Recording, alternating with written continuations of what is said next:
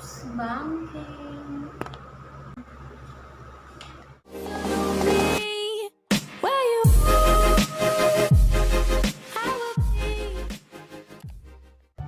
Hi guys, it's your girl JD, and for today's video, panibagong content na naman po tayo. So ngayon ay wala po yung aking mga back-up models dahil busy po sila sa kakalaro.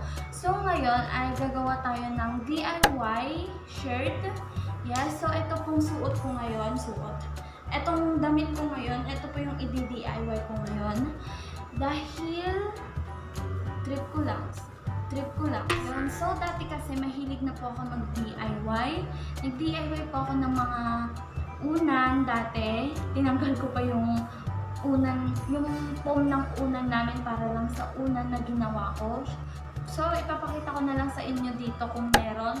Kung andito pa sila kasi yung isa sira na. So, yung isa, yun yung box organizer. Yung paglagyan ng mga lotion, ganon. Yun po yung ginawa ko. Kaso nga lang po, palpak lang. So, eto na. Magdi-DIY na po tayo ng aking shirt. And easy lang po to. At tignan na lang natin kung anong mangyayari sa damit ko ngayon. So, eto na. Mag-start na po tayo. So, at yun na nga. Inalis ko na po para guntingin na natin siya. So, kailangan lang natin ng gamit, mga kagamitan para hindi maging palpak ang aking gagawin. Ay, palagi na lang kasing palpak lahat ng ginagawa ko. Wala nang matino. Lahat na lang. Joke lang. So, ito ang ating gagamitin. So, kailangan lang natin siyang ikat dito. Ayan. Ikakat ko siya dito.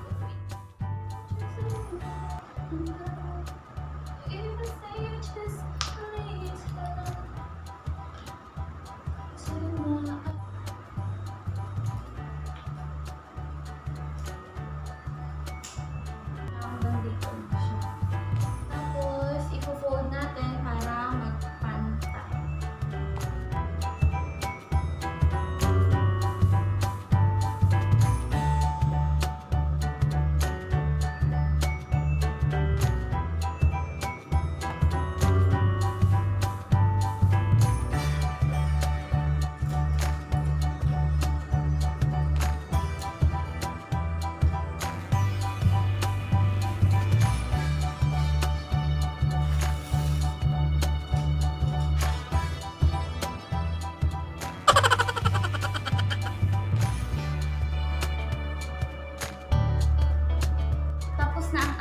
Isang DIY at nakakakaba, baka maging palpak at saka hindi ko na masuot kung hindi siya nagunting ng maayos. Eto siya. Wala, para akong so eto na yung una at isusot ko na lang naman. So next na natin yung isa pa. So eto siya. So, gagawan ko na lang ito ng paraan. Diskartehan na lang natin kung anong gagawin ko dito. So, ayan. Yan. So, ayan guys. Mayroon ako nakitang tela. Ito. Baka ito dati yung ginunting ko. So, ito na lang gagawin natin at isasama natin ito.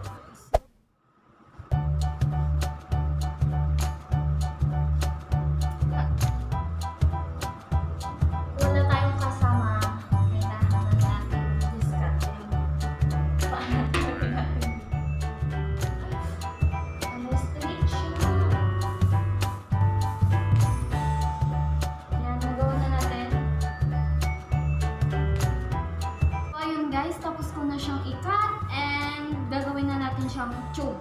Ayan. Tatahiin na natin siya. Ito, gamit natin. Yes, siyempre, black. Kasi, so, wala tayong sewing machine, kaya mano-mano na lang. Gamitin natin ang magic hands. Ay.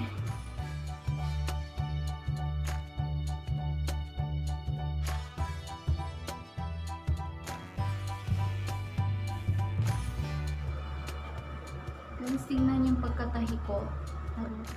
Ang cute niya, oh. Ha? Talagang t-shirt talaga. Ayan guys, natahi ko na siya. Okay, babalikan ko na lang kayo kung kapag tapos ko ng tahiin to, para hindi naman para hindi makita sa buong vlog ko na nagtatahi lang ako no guys. So yun, babalikan ko na kayo pagkatapos kong itahi dito, and then dito. So let's go. Guys, eto. So, tatahiin ko na lang para lumiit siya at maging ganyan. Ganyan. So, tatahiin ko lang guys, tapos isasalpak na natin.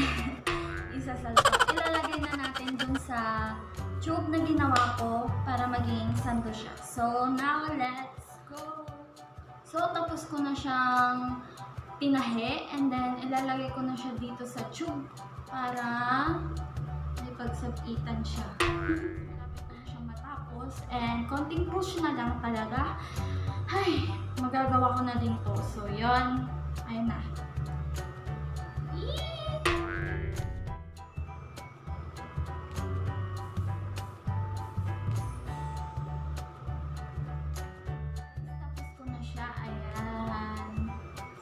Ito yung nagawa ko ngayon at ito yung pinaka-effort sa kanilang dalawa. Ang hirap nitong gawin, grabe, puro tahi. So ayan, last na lang ay lalagyan natin siya ng botones dito sa gitna para may design siya. So ito na ang akin tapos na tinahi. So ayan guys, lalagyan lang po natin siya ng botones and then after that is i-montage na natin siya. So ayan, mag-start na tayo at para matapos na ditong vlog na to. So, let's go! Ouch! Ouch! Ang sakit! Okay na yan. Ang cute ang pagkaano ko. Diamond. So, tatali ko na siya.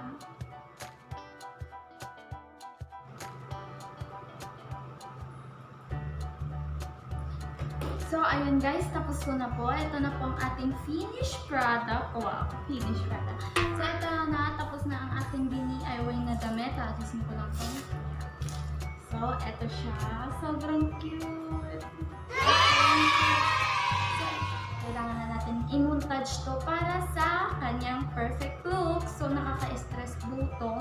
Pero kapag nakita mo perfect at maganda yung pagkagawa mo is nawawala yung pagod ko. Yan, cute. So, yan. Let's go!